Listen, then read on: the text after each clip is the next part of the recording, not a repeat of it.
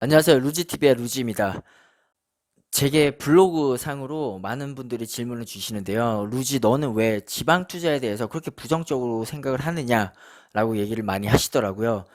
그 질문에 대한 답을 두 가지 드릴게요.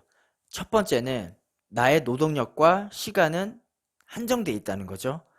만약에 내가 진짜 시간을 효율적으로 쓰고 나의 노동력을 효율적으로 쓰는 사람이라면 그 지방 투자 왔다 갔다 하면서 시간과 노동력을 소비하는 거 거기에 대해서 찬성합니다. 근데 저는 그보다 조금 더 중요한 가치를 최근에 찾았고 이미 벌려놓은 그런 시스템들이 있기 때문에 제 시간과 노동력을 지방까지 내려가면서 왔다 갔다 하면서 소유하기에는 내가 그 지역에 대해서 좀 더 꼼꼼히 보지 못할 것 같고요. 충분히 지금 서울 수도권에서도 괜찮은 투자처가 많다고 저는 생각을 하거든요.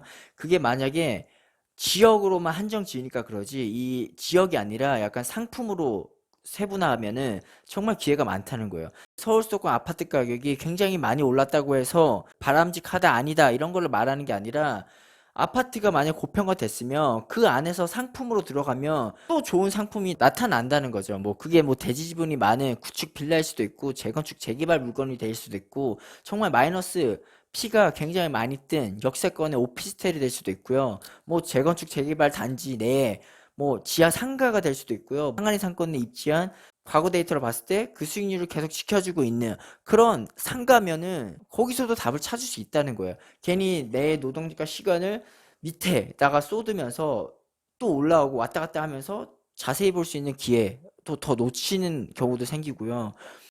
거리나 내 노동력을 이렇게 소비하면서까지 왔다 갔다 했을 때 이 수도권에서 더 큰 수익을 낼 수 있지 않을까 그렇게 생각을 하는 거고요. 저는 저를 잘 알아요. 자주 가서 그 분위기를 느끼고 내가 이 지역에 갔을 때 한 번에 사는 게 아니라 뭐 시간을 좀 두고 몇 번씩 가면서 여기에 대해서 확신을 채워가는 건데 이 지방이라는 것은 내가 만약에 부산을 가고 대전을 가고 울산을 갔을 때 이 지역을 다 커버하는 것조차가 어떻게 보면 비효율이 될 수 있다고 생각하기 때문에 저는 수도권 투자자 입장에서 지방을 선호를 하지 않는 것뿐입니다. 많은 분들이 제가 항상 1등만 사야 된다라고 하니까 그럴 수도 있어요. 근데 그것도 어떻게 보면 제 입장에서만 얘기한 거죠. 두 번째로는 이 서울 수도권의 다양한 투자처와 투자 상품 들에서 제가 답을 찾는데 여기서 답을 못 찾았을 때 내가 지방을 내려가야 되느냐 했을 때 또 다른 대안이 있다는 거죠. 그 대안은 제가 항상 얘기하는 해외 자산을 사는 거죠. 그 해외 자산이라고 하는 것은 세계 1등 주식 지분이 될 수도 있고요. 그 시장을 추종하는 ETF 상품에 묻어두는 거일 수도 있고요. 아니면 부동산 리츠 상품이 될 수도 있고요. 다양하게 존재한다는 거죠. 내가 부동산 투자를 내 효율성을 고려해서 내 인접 지역으로 이렇게 계속 사서 모아가고 있는데 여기서 서울 수도권이 이제 좀 비매력적이라고 해서 지방의 부동산까지 또 채워서 간다 했을 때 이 자산 배분이 안 되잖아요. 그렇기 때문에 저는 이 주변에서 우선 부동산 투자를 계속하고 답이 없을 때는 이제 해외 자산을 사서 원화 자산과 달러 자산의 비중을 맞춰서 이 포트폴리오를 맞춰가는 작업을 저는 하는 겁니다.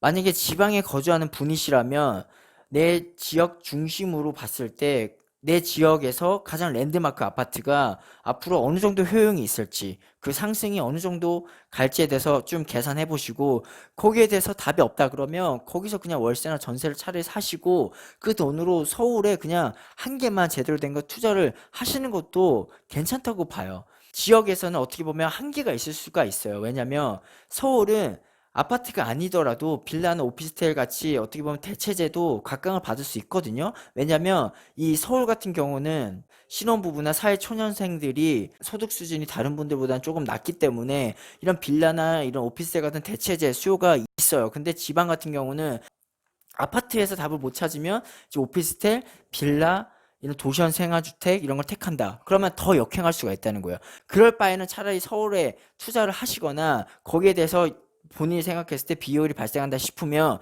그냥 해외 자산에 투자하는 것도 방법이에요.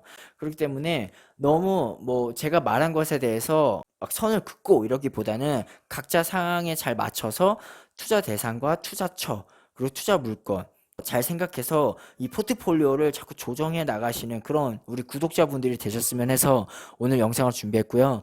모든 자산은 사이클이 있고 이제 각자 포지션, 생각하는 비율에 따라서 입장 차이가 있을 뿐이지 지방이 나쁘다, 서울이 좋다 이런 얘기가 아니니까요. 오해는 하지 말았으면 좋겠습니다. 시청해주셔서 감사하고요. 제 영상이 마음에 드셨다면 좋아요와 구독하기, 알람 설정도 부탁드리겠습니다. 고맙습니다.